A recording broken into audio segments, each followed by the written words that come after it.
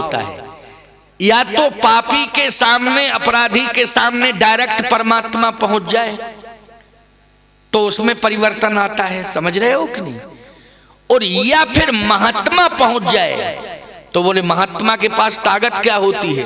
बोले परमात्मा तो स्वयं परमात्मा सक्षम है, महात्मा के पास परमात्मा की कथा होती है जिसको सुन करके पापियों का हृदय बदल जाता है, उसके विचार बदल जाते हैं। तो बोले उनके पास क्या होती है?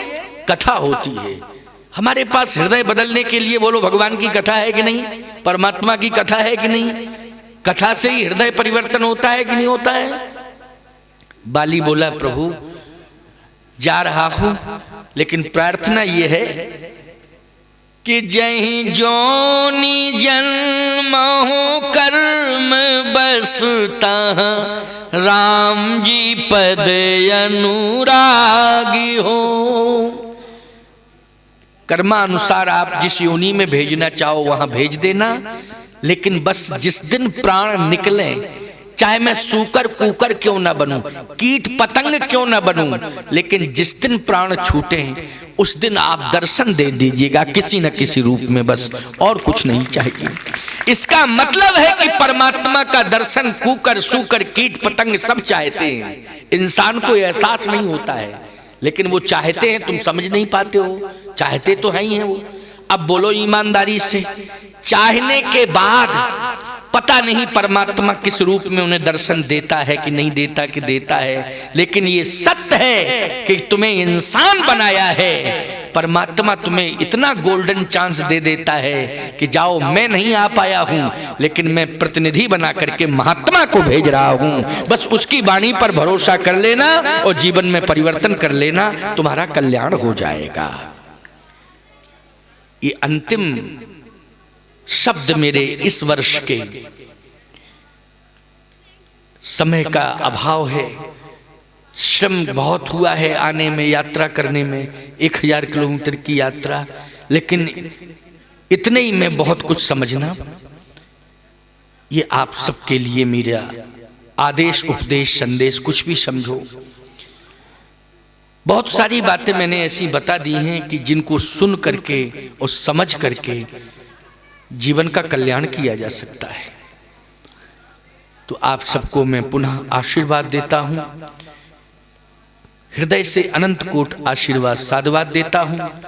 विशेष रूप से कथा सुनने के लिए मुझे 4 दिन तक अभी जोता, किरना जोता में रहना है। यज्ञ हो रहा है, विशाल यज्ञ है। मैंने फिर आपको एक बार स्मरण दिलाया कि विशाल यज्ञशाला मतलब स्थायी यज्ञशाला है, जो छत्तीसगढ़ की प्रमुख यज्ञशाला है। आप दर्शन करेंगे तो आपको ये अनुभव होगा कि महाराज जी कह रहे थे वो ठीक ही कह रहे थे। बहुत ही सुंदर बनी हुई है यज्ञ भगवान का दर्शन, यज्ञशाला की परिक्रमा, और वहाँ विशेष रूप से मेरा प्रवचन होता। और भी वक्ता आए हैं, लेकिन मेरा प्रमुख रूप से प्रवचन होता है। उसमें आप सब श्रोता जितने भी हैं आमंत्रित हैं, कोई दूर नहीं है ज़्यादा। वो जब मैं आ गया चल के तो तुम लोग भी चल के पहुंच सकते हो, पहुंच सकते हो कि नहीं पहुंच सकते हो। अपने पास साधन, तुम्हारे पास जो भी साधन हो, अपने अपने साधन से सब जा सकते हैं, अपने अपने उपाय से जा सकते हैं।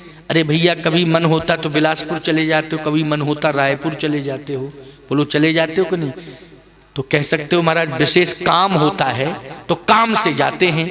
अरे जब विशेष काम होता है तो काम से रायपुर बिलासपुर जाते हो। अब राम से यज्ञ मंडप में पहुंच जाना, यज्ञशाला की परिक्रमा करने के लिए राम से पहुंच जाना, राम के लिए पहुंच जाना, राम काज के लिए पहुंच जाना। इसलिए समय निकाल करके भगवान के निमित्त, राम कथा के निमित्त, राम जी के यज्ञ के निमित्त आप लोग तो खुद ही यज्ञ कराते हो कि नहीं? अभी अभी यज्ञ से निपटे हो हैं, लेकिन यज्ञ छोटे रूप में हुआ आपके यहाँ, वो विशाल रूप में यज्ञ है। परंतु आप यज्ञ करा देते हो, यज्ञ की भूमि बना देते हो, ये बहुत बड़ी बात है, बहुत बड़ी उपलब्धि है। इसलिए पुनः ग्रामवासियों को आशीर्वाद है। आओ अब 2 बार कीर्तन कर लो। कीर्तन करने के बाद में फिर यहाँ से मैं प्रस्थान करूँगा। सभी ग्रामवासियों को मैं, जितने भी बैठे